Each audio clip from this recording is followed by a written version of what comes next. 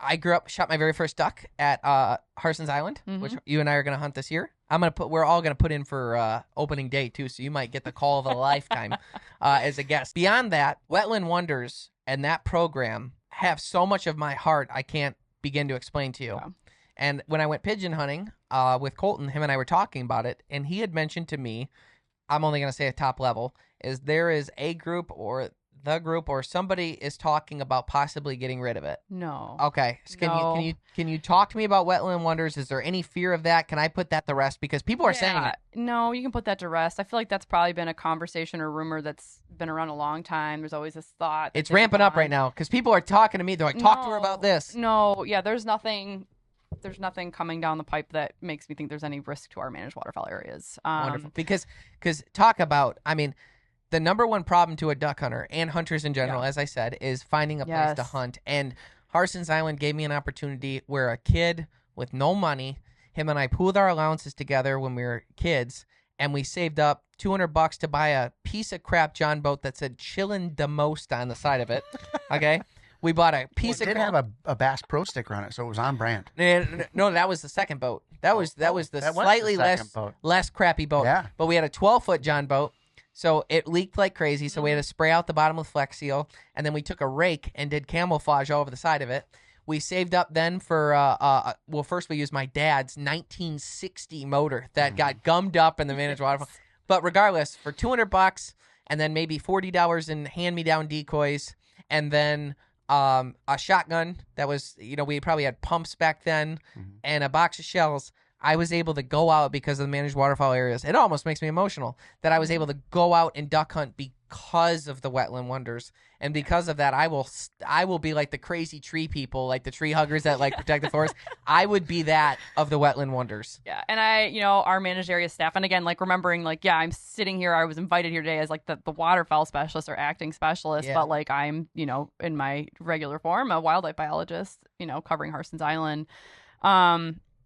And I can tell you now, like our managed area staff, like we all feel the same way. Like we are, our staff do a really good job in these areas, and we're really proud of them and for the opportunities they provide. And, like I said, like as a waterfowl hunter for myself, I moved into this part of the state, and like everything is super locked up either in leases or they just don't want people hunting there in general. Like I hunt Harson's Island. Like I don't have any magical other holes that I know about. Like that is where I go. And similarly, like that access, it just means so much. Like, your neighbors out there might drive you nuts and you might not get a good pick, whatever, but you're going to have somewhere to go. And I think like that for me, for those areas is what is so critical and important is like, you can go and you're going to get a spot. Maybe it's not, maybe you don't get the best pick, but you're still going to get to go out. Can I tell you a fun story? Yes. So, that first duck hunt that I was talking about, we go to Harson's Island and we get in the draw, and there's about 90 parties on a Saturday morning because that was the day that we could go, right? And I'm like, oh, crap. And then John Darlin, who I met for the first time that day, was so incredibly kind to us. And the other people that were working it were kind to us. They explained everything. And so anyhow, I'm looking at this map, right? So the way the managed waterfowl works is when you sign up, when you get there, they give you a number. And that number represents your party number.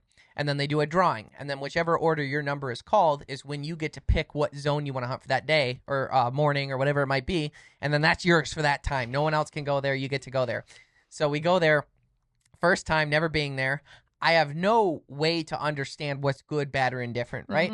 And as a hunter, I was immediately looking at edges. Like, I want to be away from everyone else, which is not what you want for a managed waterfowl area. But anyhow, I had been talking out loud to him that I have no idea what we're doing. And they pull our number. We're party number 7 because we were there early. First pick, party number 7. Oh, God. I'm like, well, crap. Now I know even less because I would have been able to kind of see what people were doing. We're going to look so dumb. So, and, like, this is a thing. And I'm like, oh, my gosh, 90 parties there stuffed. And everyone's like, you're so lucky.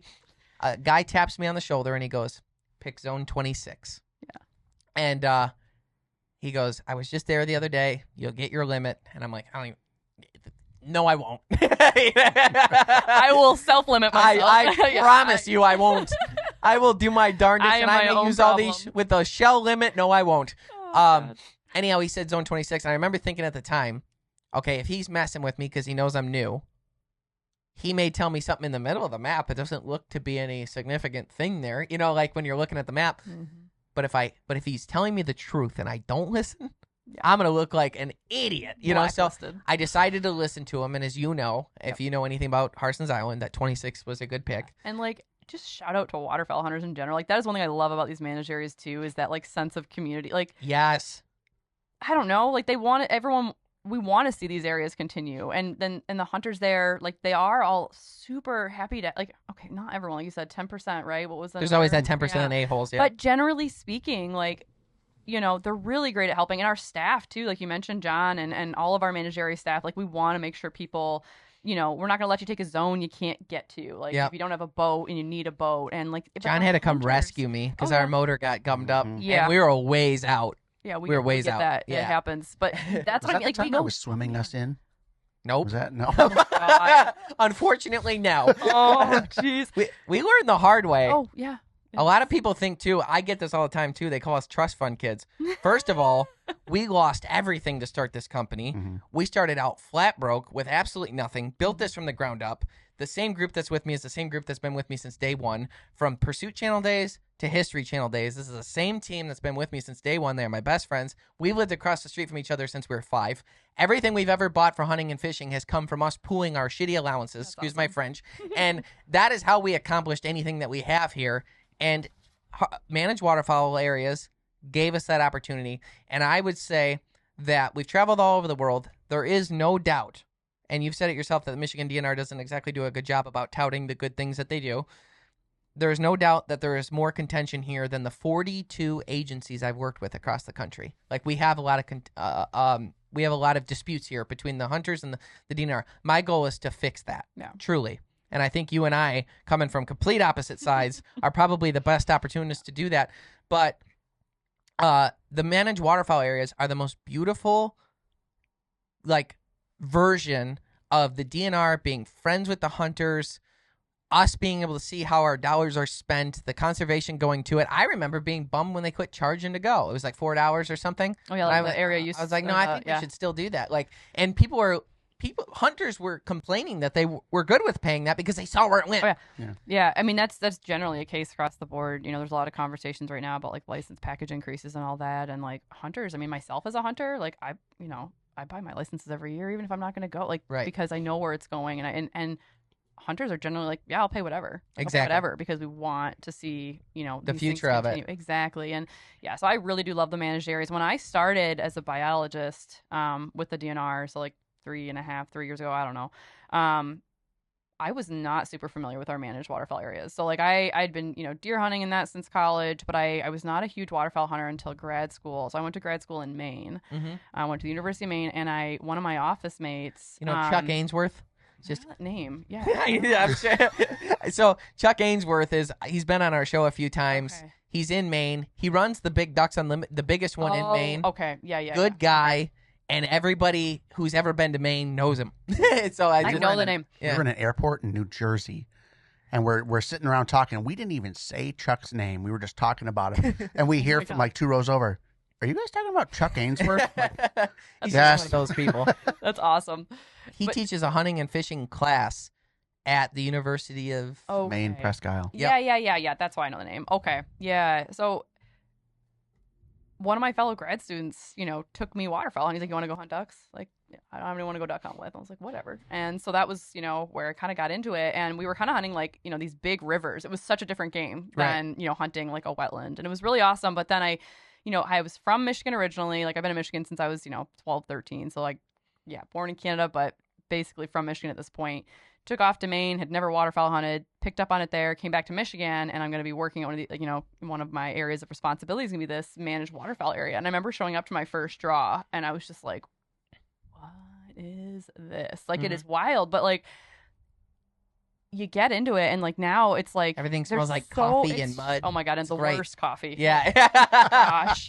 Hey, John Darlin makes that. No, I'm just kidding. Probably.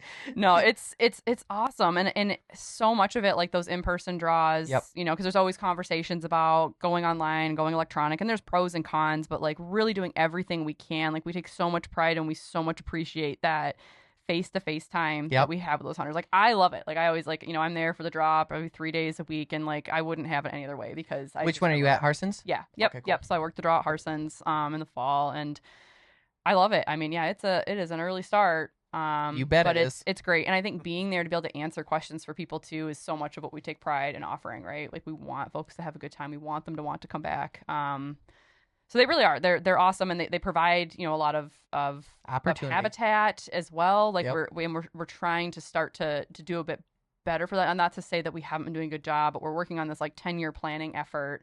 And I do wonder if that's where some of that has sparked from, like, where people saying they're trying to get rid of it. Like, because anytime you touch anything, right, it's going to go away or fall apart. But this 10-year planning effort, we kind of have these like, weighted fundamental objectives that we're focusing on. And so, like, just trying to focus a little more effort on like ecosystem function, waterfowl abundance and diversity, and success with waterfowl hunting are still like very much priorities of the areas, but also finding out ways to, try to encourage more users that are there for non-consumptive reasons to come out there too. Like, yeah, these are, purchase and run by hunting license fees and, historically those area use fees, but they're open to anyone to visit, which is also cool. But I realize some people don't know, like, oh, well, I don't know when they can or can't be there, when the refuge is open, when it's closed, because if they're not a hunter, so trying to do a little bit better to making the areas available for other users, but also trying to do more for kind of like the annual life cycle for ducks. We've been talking about declining ducks and issues with breeding. We put a lot of food on the landscape for fall migration. Yeah. But anywhere that we're, planting crops could potentially be barren ground in the spring. So trying to find ways where we can increase what's available on the landscape for spring migration as well.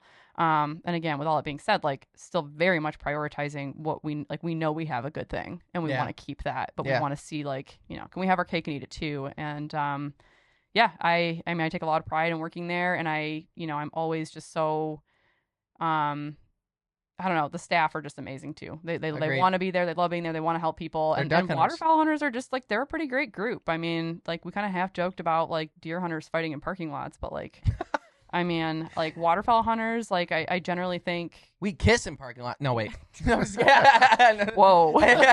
The fights are probably in Walmart parking lots. But no, to your point, I think the Wetland Wonders are amazing. If you're a new duck hunter or aspiring duck hunter, especially in the state of Michigan, and they're in a lot of different states. I've been to one in Indiana before. They exist everywhere, and they are very special.